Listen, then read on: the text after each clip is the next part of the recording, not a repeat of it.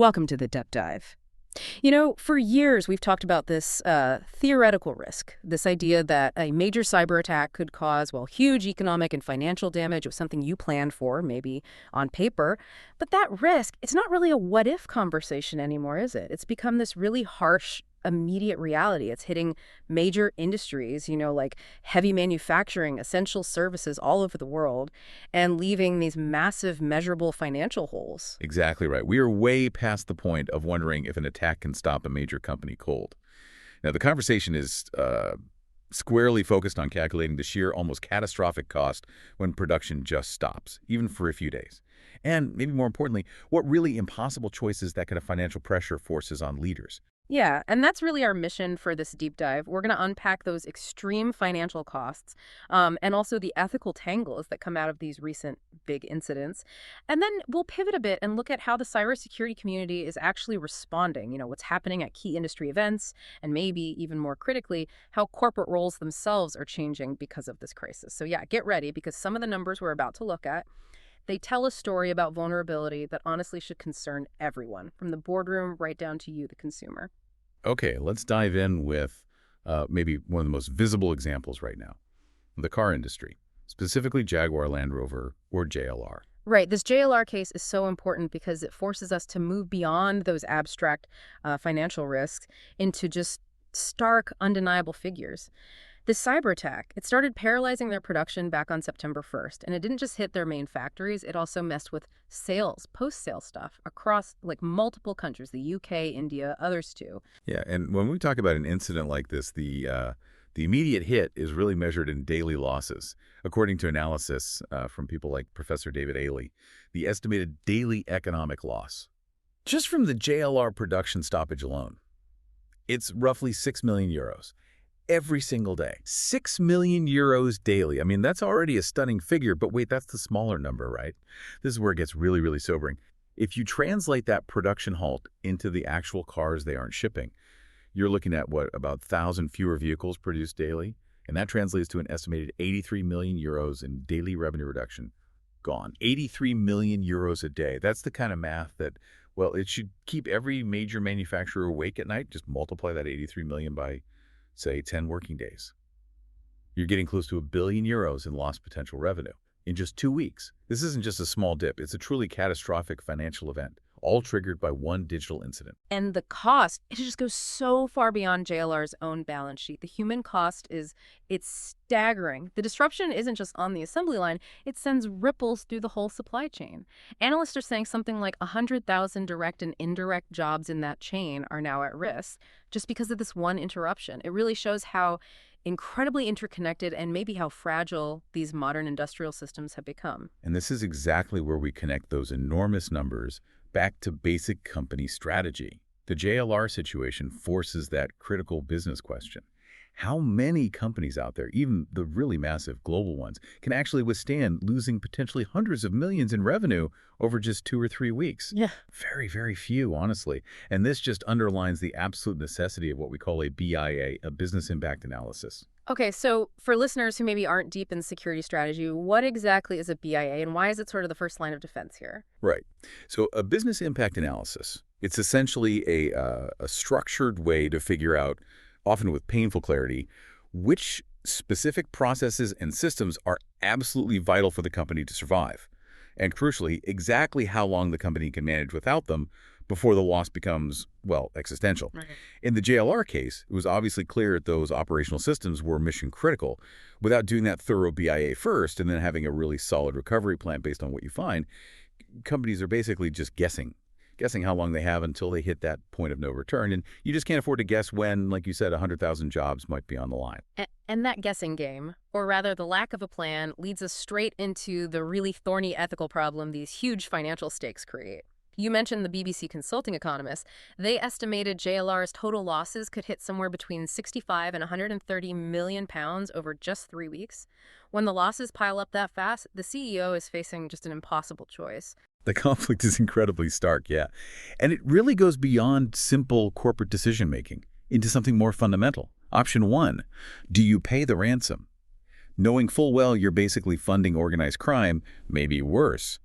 but you do it to immediately get the business back online and potentially save those 100,000 jobs. Or, option 2, do you refuse to pay? Take the moral high ground against funding criminals, but then face catastrophic losses, inevitable mass layoffs, maybe even the company going under. Wow. When you frame it like that, the choice feels less like ethics and more like battlefield triage almost. Yeah. And reports do consistently suggest that most companies that do end up paying, they do it purely to get back up and running, to reestablish that business continuity. And the sad truth is the alternative recovering without paying, it's often just impossible if they hadn't put in the right security measures, like good segmented backups. Beforehand, they feel like they just have no other choice. Well, that's the real tension, isn't it? Between the moral ideal and the hard business reality. Yes, paying probably encourages more attacks down the line. But these ransomware groups, they've professionalized. It's a business model for them.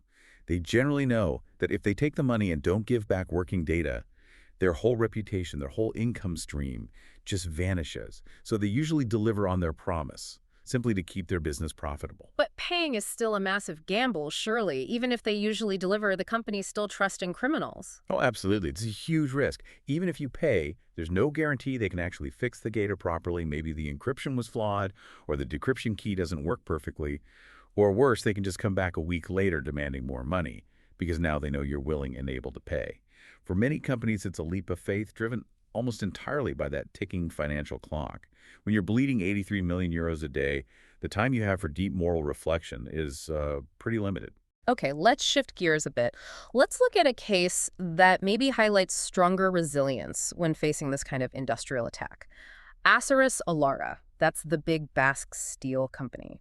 Their production was also stopped by a cyber attack starting around September 9th. What's interesting here is how quickly their management seemed to respond, maybe mitigating the crisis severity. Yeah, the Olarra case is quite interesting. What really stands out is that combination of swift action and some clever planning. First, they immediately prioritized protecting all their sensitive data. That was job one. Second, and this was quite smart, they used the attack as a sort of opportunity to manage the interruption.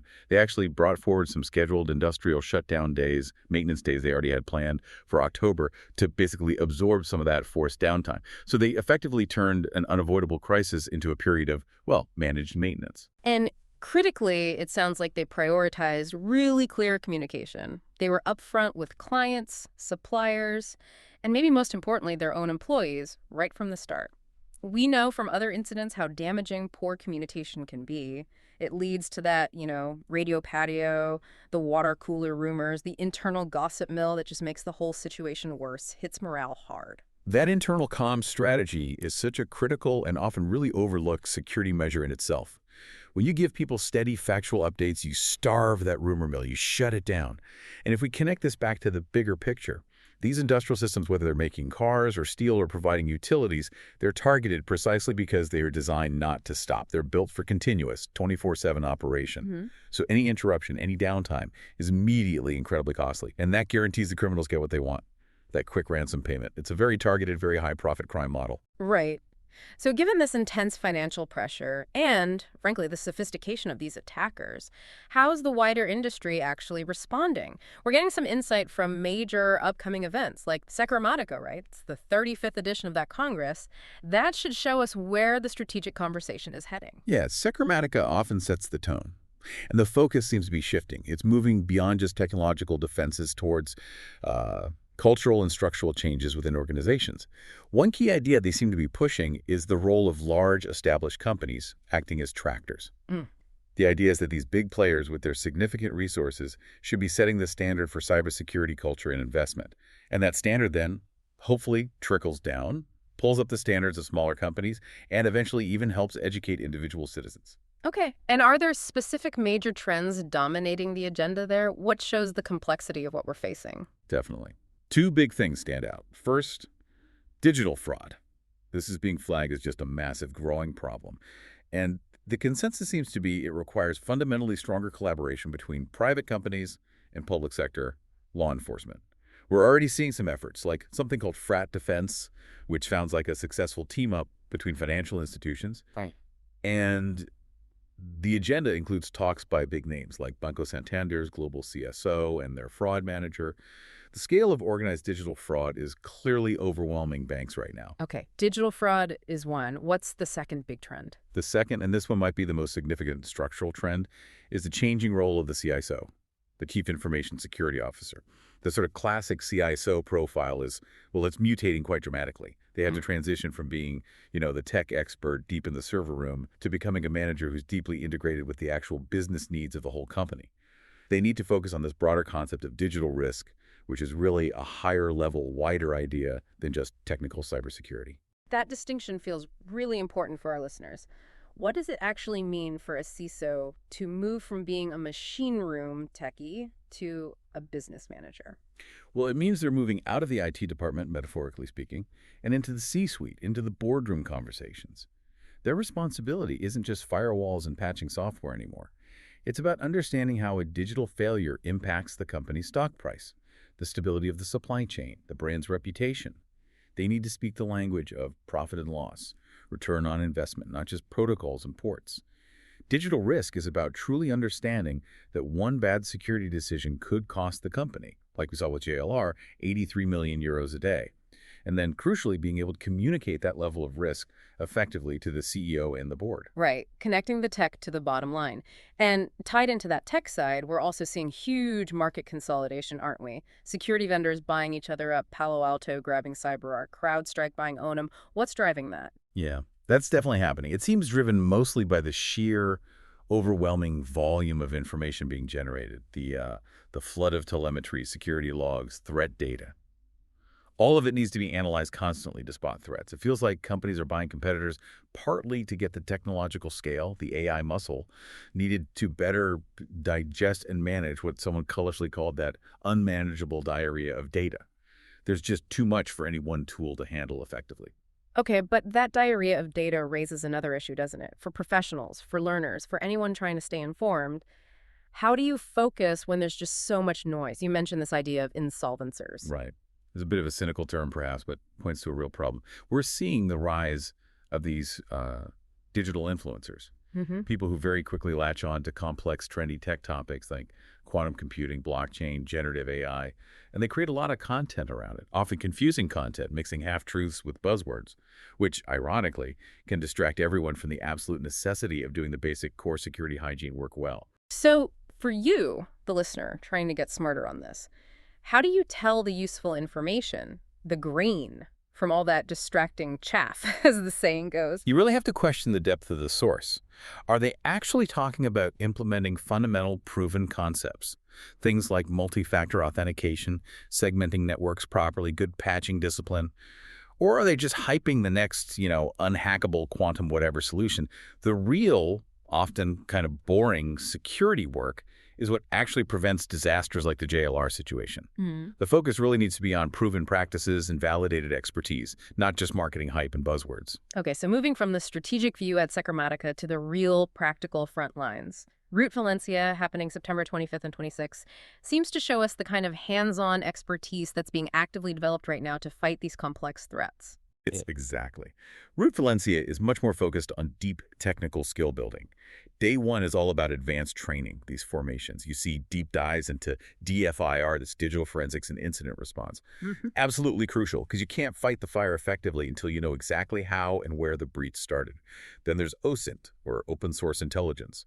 That trains defenders on how to use publicly available information, social media, websites, data leaks to predict and track threat actors and campaigns.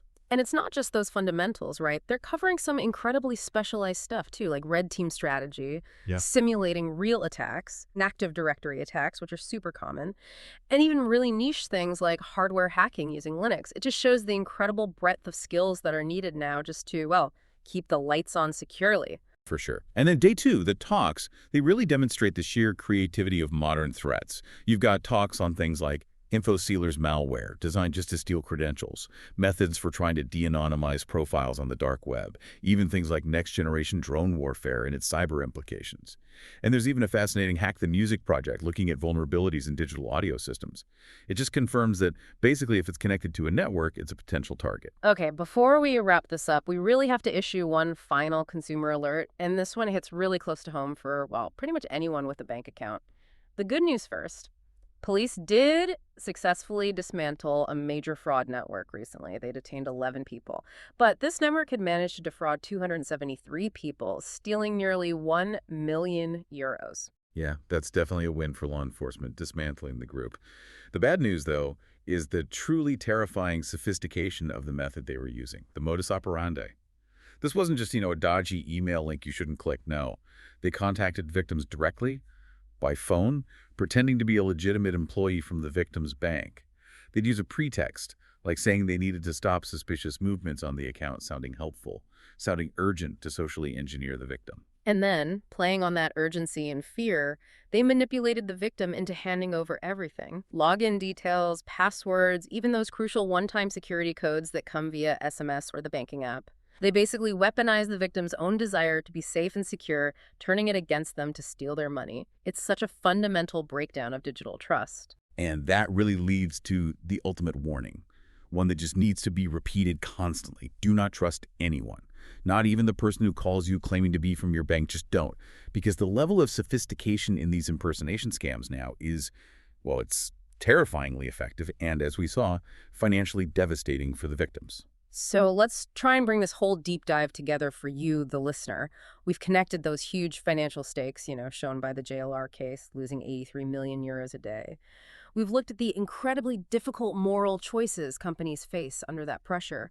And we've seen how the industry is trying to respond strategically, focusing on collaboration, better fraud detection, and this idea of business-aligned leadership, the evolved CISO, to combat the threats. And if the industry itself is pivoting towards managing this broader concept of digital risk, then maybe you, the individual, also need to adopt a slightly different mindset too. Exactly.